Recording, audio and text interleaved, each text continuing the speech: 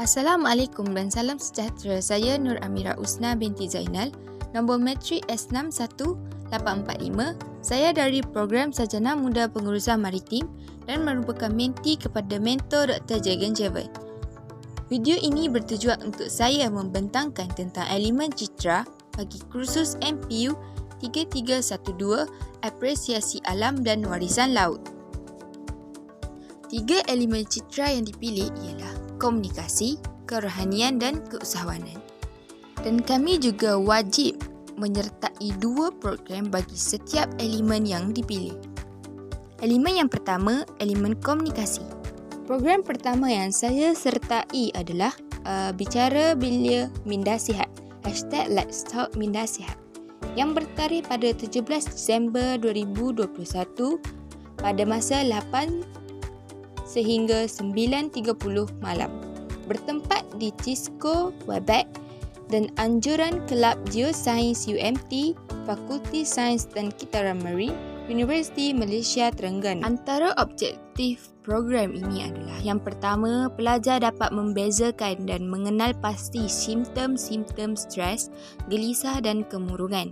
Objektif yang kedua, program ini turut mendedahkan pelajar kepada cara mengetahui punca dan cara merawat masalah kesihatan mental tersebut. Dan objektif yang ketiga dapat meningkatkan taraf kesihatan mental seseorang pelajar. Hasil pembelajaran daripada program ini adalah para peserta dapat mengetahui dengan lebih mendalam tentang cara untuk mengatasi stres dan juga simptom-simptom yang menyebabkan berlakunya stres. Program kedua yang saya sertai adalah program webinar kesaksamaan gender dalam sektor pekerjaan di Malaysia yang bertarikh pada 17 Disember 2021 pada jam 8.30 sehingga 10 malam yang bertempat di Cisco Webex yang dianjurkan oleh Kumpulan F Khusus PPA 3173 Pembangunan Lestari UMT.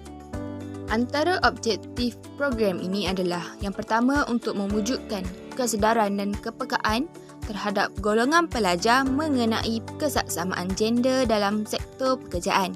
Yang kedua, untuk mendidik golongan pelajar tentang kepentingan menerapkan amalan kesaksamaan gender dalam sektor pekerjaan. Yang ketiga, untuk memberi kefahaman yang lebih mendalam terhadap golongan pelajar tentang potensi wanita dalam bidang ekonomi negara.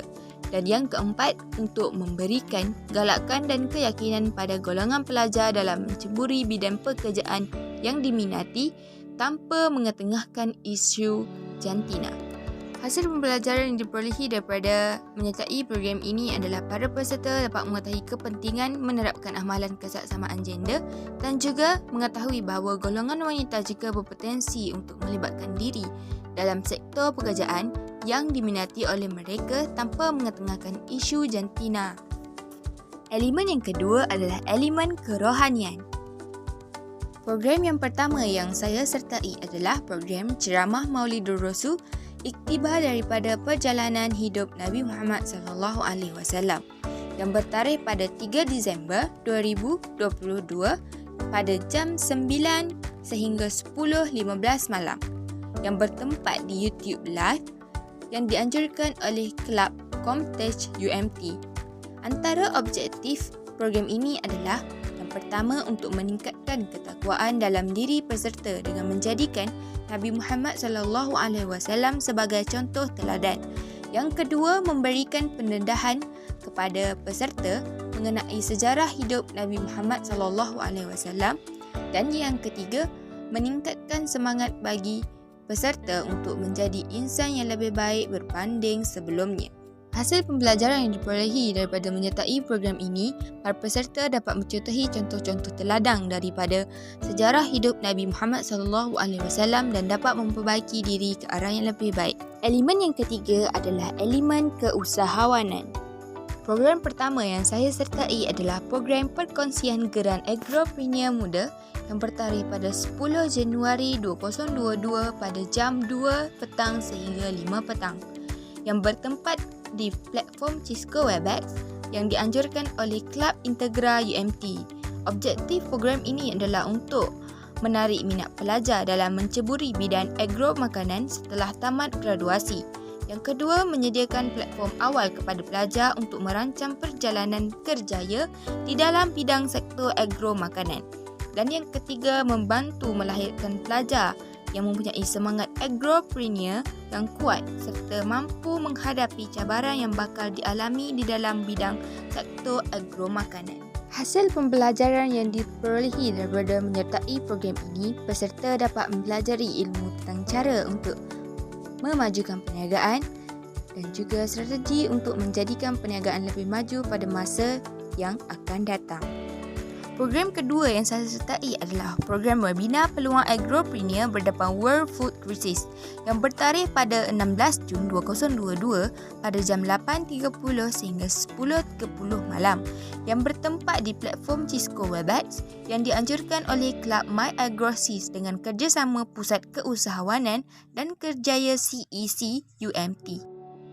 Antara objektif program ini adalah yang pertama untuk mendedahkan pelajar dengan masalah krisis makanan dunia serta mendidik mereka tentang kesan kejadian tersebut. Yang kedua, untuk memberi peluang kepada para mahasiswa-mahasiswi tentang menceburkan diri dalam bidang agropreneur. Dan yang ketiga, untuk meningkatkan minat dan keberanian mahasiswa dan mahasiswi untuk menjadi seorang agropreneur pada masa depan. Hasil pembelajaran yang diperolehi daripada menyertai program ini, para peserta dapat mengetahui dengan lebih mendalam apa itu aquaponik dan juga mengetahui kelebihan dan kelemahan aquaponik. Terima kasih daripada saya. Assalamualaikum dan salam sejahtera.